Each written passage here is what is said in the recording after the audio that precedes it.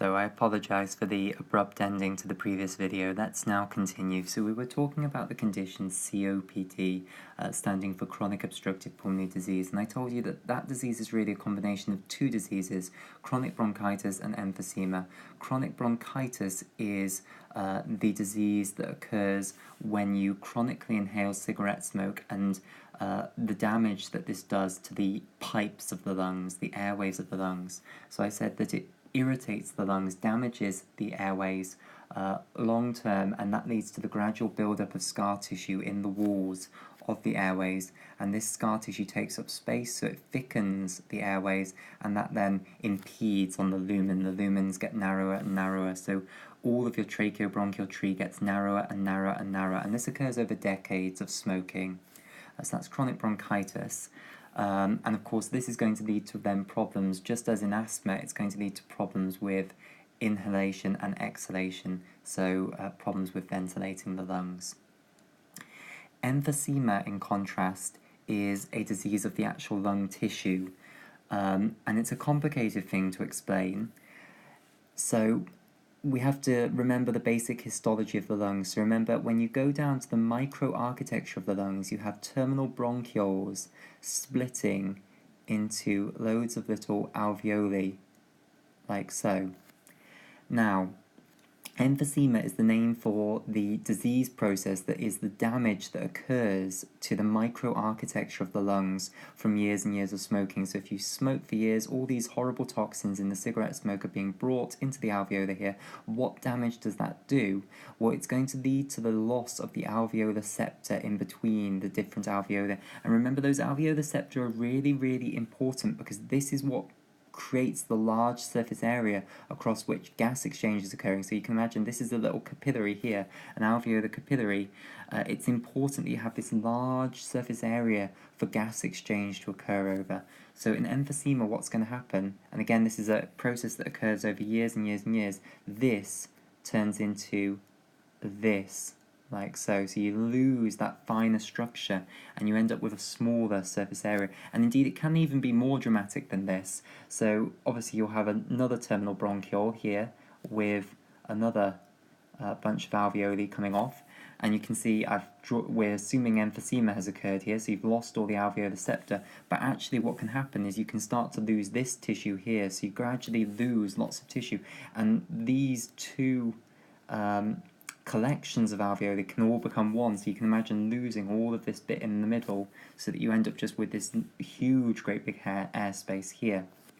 So emphysema is a loss of the finer structure of the lungs. The tissue is just lost, it gradually degrades, and you end up then with these larger air spaces which have a much lower surface area for gas exchange to occur over. So even if you do get air into this airspace, the amount of oxygen that's going to be loaded into blood and the amount of carbon dioxide that's going to come off is reduced. So these are the two components of COPD, and as I said in the previous video, different people with this disease have differing levels of these two components. Some people have a very bronchitic picture and not much emphysema, others have a huge amount of emphysema and not as much bronchitis. Most people have a mixture of the two of them. Now together this disease produces what we call chronic type 2 respiratory failure, and indeed this brings us on to a very key point, the difference between acute type 2 respiratory failure. What am I doing? Apologies, my brain isn't working correctly. So acute type 2 respiratory failure, and then chronic type 2 respiratory failure. So when we were talking about asthma previously, this little child here, where is he? Here.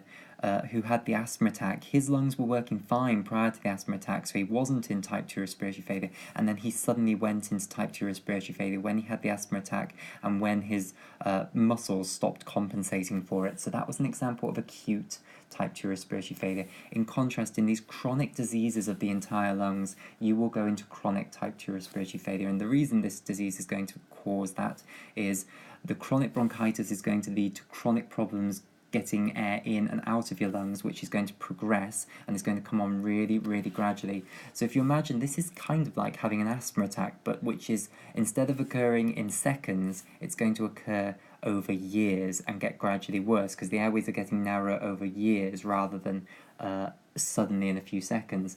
And that doesn't cause the same response as it does if it happens in seconds. So you get used to it if it occurs over a long period of time, and you just get used to not being able to ventilate your lungs as well. So your airways are going to get narrower and narrower over time, and over time that means that the amount of air that you're going to bring in and out of your lungs is going to gradually get lower. So this disease is going to reduce your ventilation over the years, and this one is going to mean that whatever air you do manage to get into your lungs isn't going to actually exchange with the blood as well. So you're going to then therefore have chronic hypoxia and chronic hypercapnia, and that will be chronic type 2 respiratory failure. And the really important thing is that you get used to it. When it happens over years and years and it just worsens gradually, it doesn't cause the same response. You see, this poor child, if he was to become hypoxic and suddenly hypercapnic, i.e. acute type 2 respiratory failure, that's going to have massive effects. His body is not going to like that at all. He's going to feel phenomenally breathless because the low level of oxygen and high level of CO2 is detected by his brain, and it creates that sensation of being really, really breathless. Whereas if you've got chronic type 2 respiratory failure, it doesn't have that same effect. The brain gets used to the bad gas levels and doesn't feel breathless with those bad gas levels. So chronic type 2 respiratory failure will not make you feel breathless in the way acute type 2 respiratory failure is. In addition, you can actually tell the difference between acute and chronic type 2 respiratory failure on an ABG. You see, if you have an acute type 2 respiratory failure, your oxygen is acutely low, your CO2 is acutely high, but how can you actually know whether it's acute or chronic? It's by looking at the pH. The pH is phenomenally important. You see, if you've had an acute rise in CO2, your pH will go down because the CO2 will go up and it will donate protons into the blood and your blood becomes acidic. So looking at the pH is phenomenally important, because if you're acidotic and hypercapnic, that almost certainly means you've got an acute type 2 respiratory failure. In chronic type 2 respiratory failure, where you've got chronically high CO2, the kidneys have had time to adapt to this and they get rid of those protons that the CO2 has donated into the blood, so your pH will be normal. So that is one of the key things. You will have an acidotic pH in acute type 2 respiratory failure, and you will have a normal pH in chronic type 2 respiratory failure, because the kidneys have had time to correct the protons that are being supplied by that increased CO2 level. So COPD is going to cause a chronic type 2 respiratory failure, whilst asthma will cause an acute type 2 respiratory failure. Of course, COPD can have exacerbations, and this is one of the key things that I see in hospital every single day, because I'm currently on respiratory and it's winter. We call this an infective exacerbation of COPD, so an IE COPD. So what happens in winter? Everyone gets viruses, respiratory tract viruses, so flu, rhinovirus, all sorts of different viruses that infect the airways. And when you get a virus infecting your airways, often you then get a secondary bacterial infection on top of that. And when you get an infection in the airways, we're talking about an airway infection, just to contrast it. Pneumonia, remember, is the worst chest infection. That's an infection actually in the lung tissue. That's a really bad chest infection. Much more common is what we would call lower respiratory tract infections, LRTI, which means an infection in the airways, the lower airways.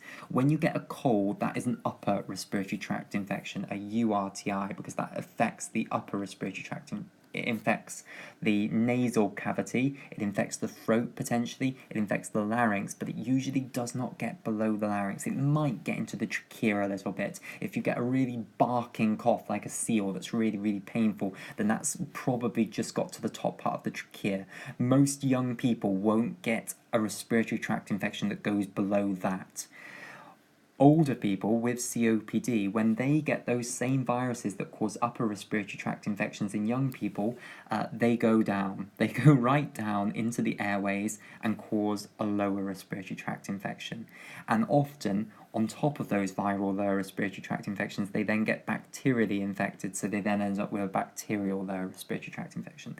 Now, The infectious organism doesn't actually matter, however. The point is that the airways, the lower airways, become infected. That's what we call a lower respiratory tract infection. And people with COPD, these chronically scarred airways, are really at risk of lower respiratory tract infections, whereas young, healthy people with healthy lungs who don't smoke are not at risk of lower respiratory tract infections. When they get a virus, it stops up here. It probably doesn't even get here. It probably just infects the nose. They just get a runny nose. At the worst, they'll get a sore throat, but it doesn't go all the way down here usually. But people with these bad airways, diseased, scarred airways, they're really at risk of getting these infections deep down in their airways. We call that a lower respiratory tract infection. It hasn't quite got to the lung tissue, that's even worse, that's pneumonia, but it's in the lower pipes here. And the problem with that is that when people with COPD get one of these, that's going to cause further inflammation here, and inflammation takes up space. So if you imagine putting inflammation into the wall of this airway as well, that's further going to thicken the wall of the airway and further narrow. So people with COPD can get these lower respiratory tract infections that then worsen the bronchitis, basically, because they get... The old name for a lower respiratory tract infection was to call it acute bronchitis. That term has certainly fallen out of fashion in the UK. We don't use it at all, we use lower respiratory tract infection. But bronchitis literally just means inflammation of the airways. So it is a valid name, looking at the meaning of the word literally. So when they get these infections, it acutely narrows their airway, and then they have acute problems with breathing. They become, it's even harder for them to get air into the lungs than it was with the chronic bronchitis. So then they get effectively something similar to what the asthmatic child had here, an acute problem with ventilating their lungs. Again, initially they might compensate for it. Their muscles will work harder and they might compensate for it, but eventually what will happen is the muscles will tire, they will exhaust, and they will then similarly go into an acute type 2 respiratory failure. So you'll get CO2 going even higher, and then you'll see the acidosis. So importantly, you can get an acute type 2 respiratory failure on a background of chronic type 2 respiratory failure in, for example, infective exacerbation of COPD, and the key way that you can tell it apart is by looking at the pH. The pH is really important. That is what tells you, has their respiratory failure acutely worsened. And what can you do for this? Of course, you can use the same sort of approaches that we used in asthma. You can give bronchodilators, salbutamol, ipratropium. You would give antibiotics to cover for the possibility of a bacterial infection. You can give steroids that hugely reduce the inflammation to try and reduce the narrowing of the airways. And if all of that fails, you can do the same thing that we would do in the asthmatic child. You can put an endotracheal tube down and put them on a ventilator. Now, of course, they have to go to intensive care for that, and you have to assess in these elderly, often extremely frail people, is that appropriate? Because when you put someone on life support, which is what a ventilator is, you're taking over breathing. It's a machine that keeps them alive, a form of its respiratory life support. Whenever you put someone on one of these machines, the key question you have to be able to answer is this person ever going to come off this machine? And if the answer is probably no, then you don't put them on it. You only put someone on one of these machines if you are categorically sure you are going to get them off, because otherwise you end up, if people go to ITU who really shouldn't go to ITU, they end up on more and more of these machines, and then they're never ever going to come off them. They're in a medically induced coma on these machines, keeping them alive. None of the machines can be taken off, otherwise they will die. And then someone then has to make the decision of, are we going to turn this person's life support off? And we're very, very keen on avoiding those awful decisions. So we have to be very sensible about who we put on these invasive machines. We have to be sure that, if you put them on these machines, they're actually going to be able to come off them at some point. And in some of the people with COPD, it really is the case that if they go on these machines, they're never going to be able to have the machine taken off.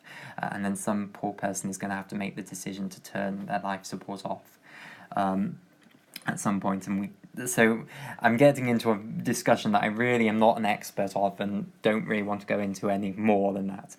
But the point is that people with COPD might not be appropriate to appropriate candidates for invasive ventilation. However, there is another way that we can give them respiratory support without putting them in a medically induced coma and putting them on a invasive ventilator. There is this wonderful thing called non-invasive ventilation, NIV, and what this is it's a face mask, a very, very tight face mask, a big face mask. So look, it literally covers most of your face, and then it has a huge number of really tight straps. It is not pleasant to have on, but it means that you don't have to be put in a medically induced coma. You don't have to be put under general anesthesia and have an ET tube down. And by the way, the reason that you have to put someone under to put an ET tube in is it would trigger the gag reflex. You cannot tolerate having a tube shoved down your throat and into your trachea whilst you are awake, so you have to be put under general anaesthetic to tolerate it. So NIV is just a face mask, and it has to, the seal has to be really tight, so it has to seal around your face really tight, so you have to have straps strapping it really tightly to your face, and it then is attached to a machine that is effectively a ventilator and which pumps air into you. So it will pump air in, it will go up your nose and into your lungs, and then it will pull it out again and pump it back in and pull it out. And the idea is that it's going to support your diaphragm and your respiratory muscles when they're beginning to exhaust. So if someone with COPD goes into an acute exacerbation and is starting to show signs of exhausting, and the normal methods of reducing the the normal methods of trying to increase the diameter of the lumen to ease ventilation have not worked, and they're beginning to show signs of exhaustion, then they can be put on an NIV machine if it's not appropriate for them to go to ITU and be invasively ventilated. Right, and I think that's pretty much what I wanted to say for this video. I hope that has given you some insight into the difference between type 1 and type 2 respiratory failure, and given you some insight into these three conditions and the general type of respiratory failure that these conditions are going to result in. Remember, type 1 respiratory failure is really just a fancy way of saying hypoxia, and usually conditions that cause that are just going to be affecting a portion of the lungs. It's a focal lung disease, such as pneumonia. And the reason that it just results in hypoxia is that the difference between oxygen concentration in the arterial blood and venous blood is much larger than the difference between CO2 level in arterial and venous blood, and therefore taking out a small portion of the lung isn't enough to affect the CO2 concentration significantly enough that you'd call it type 2 respiratory failure, or indeed call it hypercapnia, but is enough to affect the oxygen concentration. Whereas conditions that affect the whole of the lung, they're going to produce proper respiratory failure that is type 2 respiratory failure, and we gave these two examples of asthma and COPD. There are, of course, a huge number of other examples. So I hope that's helped your understanding. Thank you for watching.